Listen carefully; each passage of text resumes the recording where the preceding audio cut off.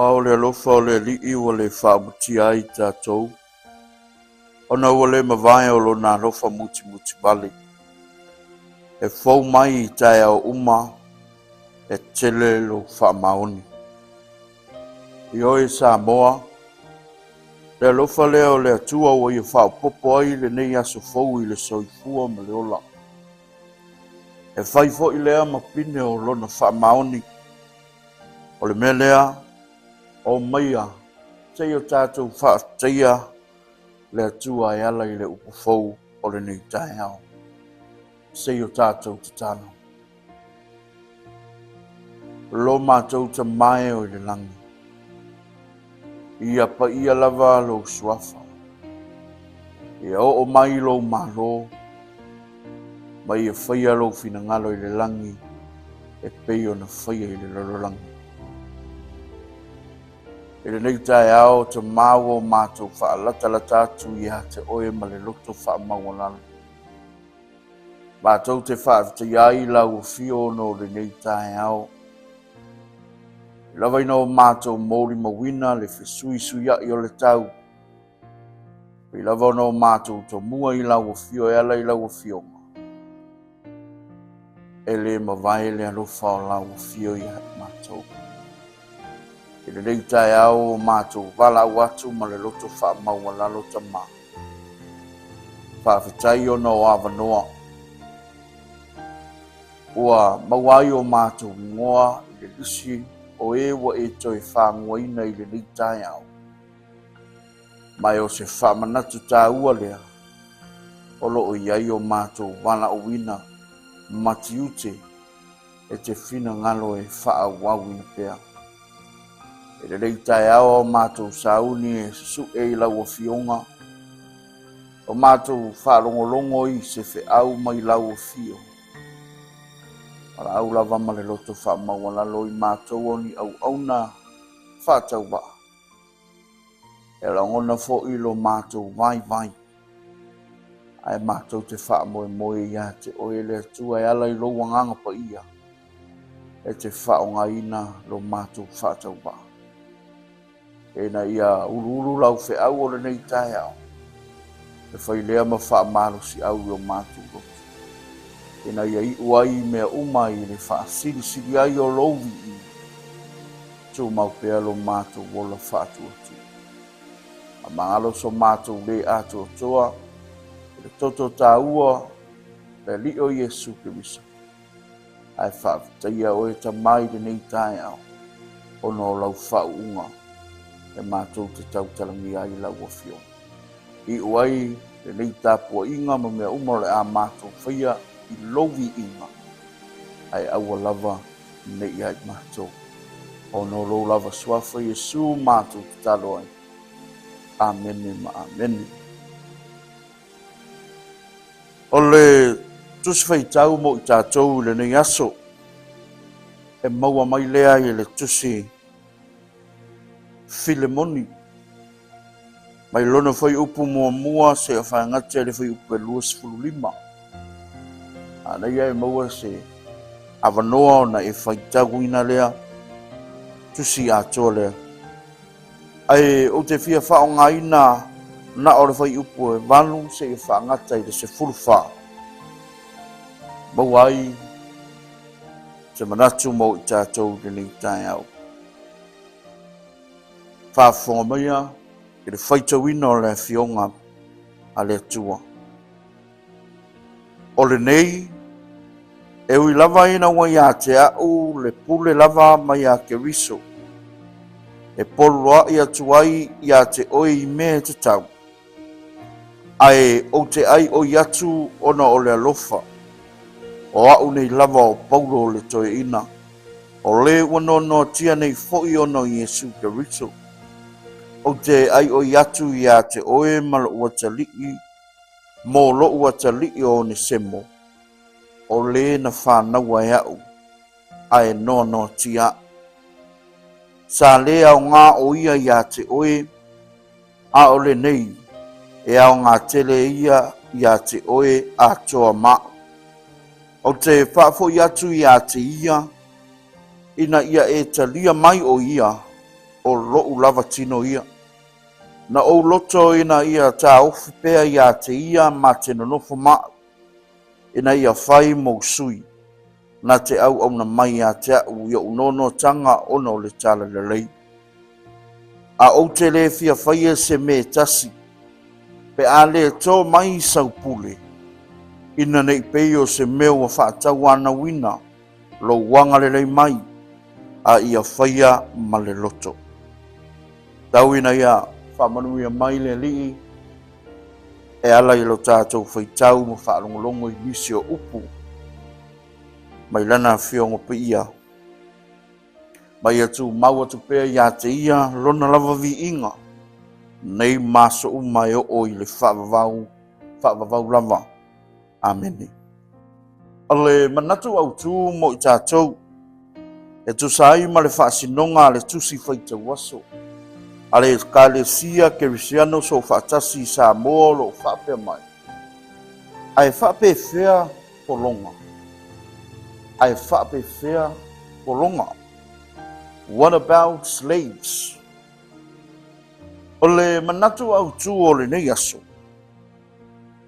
E peise i e alia e mai o se fesini. E ono mana o mia se tali. Mai e so se fesili lava. E te tau lava o na yeiso le tali. Ma o le mea lea. E tau ai a whai o lete mai mo mai mai e whaafo mai le whi au le nei tae au. O lu sai mai. Tau mo whai e tala tala. A wā o le tali o le whi au o le nei tae au. O lo i le upu lea le atua. O le tusi le nei a Filemoni. E peio no tātou whaitawina. O se tusinga ale apostolo Paulo. O lo o ave lea mo Filemoni. Masa mai tawina. O se tusinga pito sili o na i titi lea. I tusinga le apostolo. O le tele foi o tusinga Paulo. Sa tusi e ave lea i e kālesia. Peita. O le tusinga pu'u a o se fe au e anga i tonu lama i se tangata e to tasi. E peio na o tātou whaita wai le tusi de nei e Filemoni. Ai, o loo tā ua i le au tū ma whaamanatu o le nei tae au. O loo tā ua i le upu polonga. E whawhai ona e whesiringia o le ale whesota inga o lea upu. Ma le tusi na o tātou whaita wina. Ai, o le taimi lea a o iei Paulo i tonu o le whare pui pui. Na ia tusi ai le nei tusi.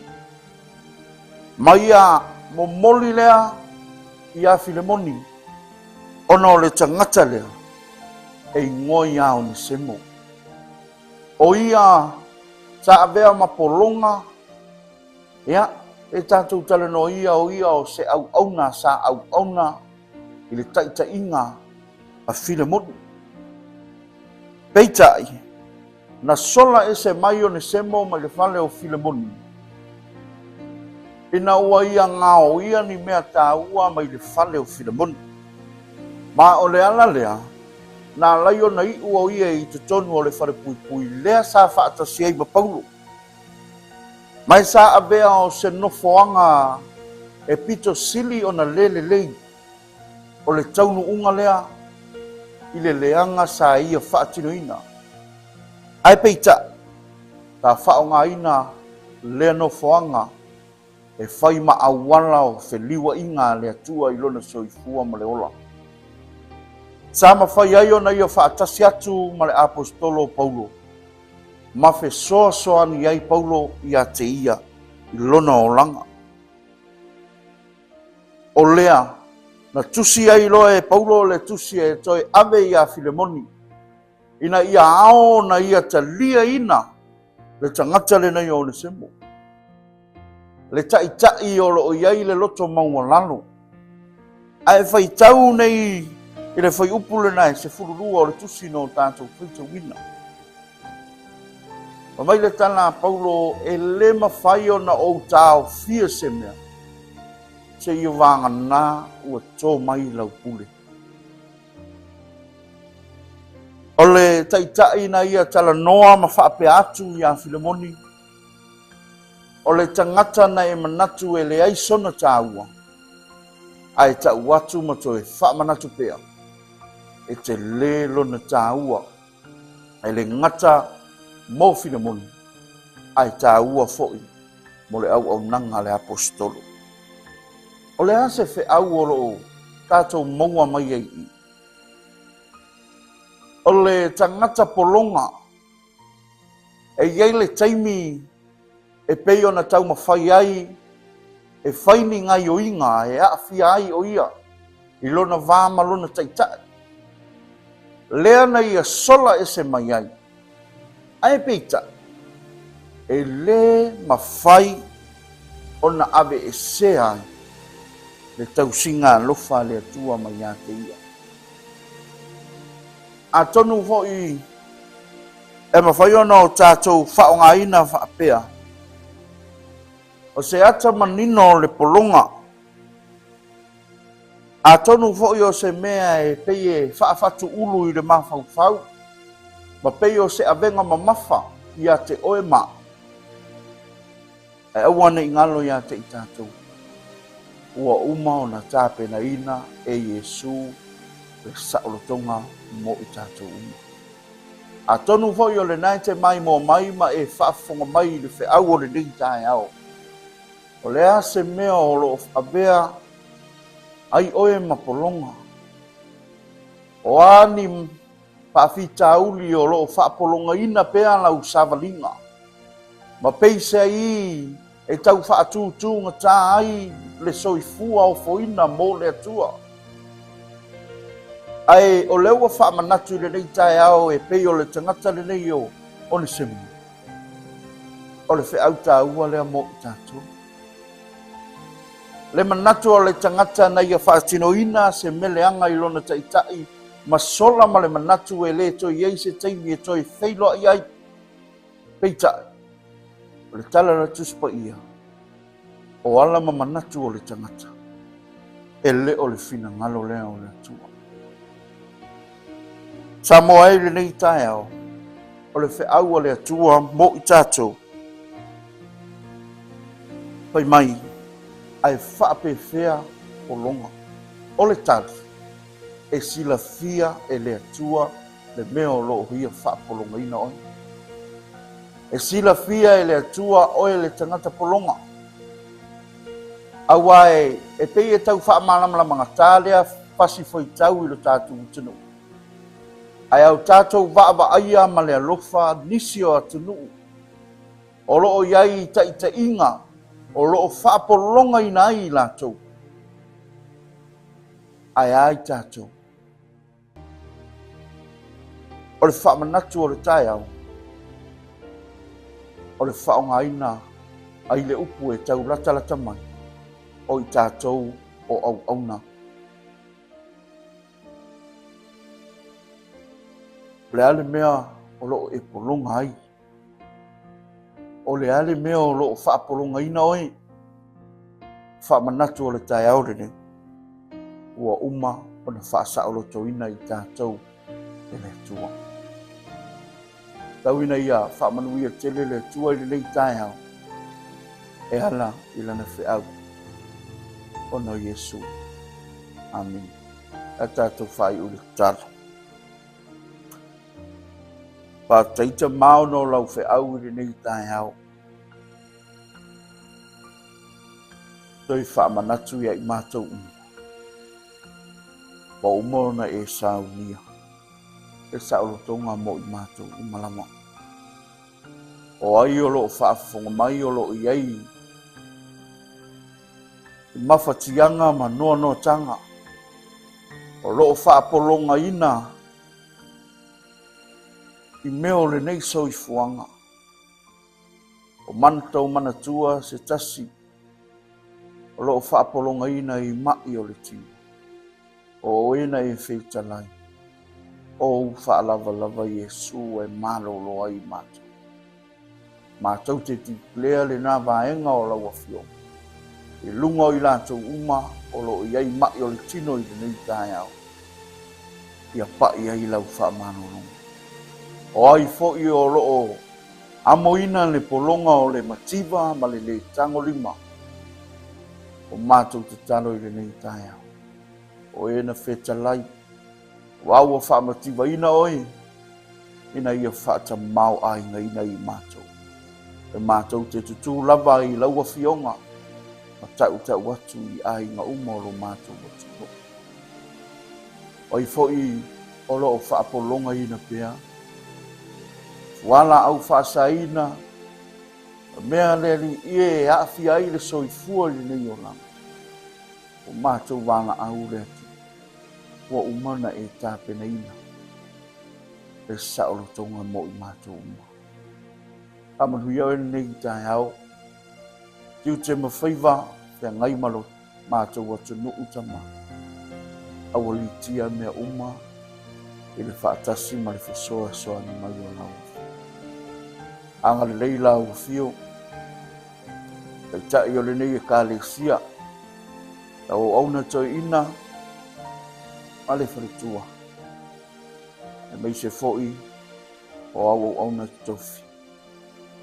Pai lau tusi ma le wharitua, lau tupe foi ma le wharitua, mai se o auna o au, ti a kono, nei o mātou tina, e o lava I nei a mātou whanau. Te ia whaamanuia ngā uwhi. Pea lau ngā ruenga o le tala le lei, a lau whe au I lea tae au e mori atu I lunga o lau walata. E whai lea ma whaamanuianga I le lei tae au. Ina ia I uai mea uma I le whaasiri ino o lowi inga. Ai au lava nei ate I mātou. Ono rou lava suafa Iesu mātou te talo ai le nei tae au. Amen, ma amen.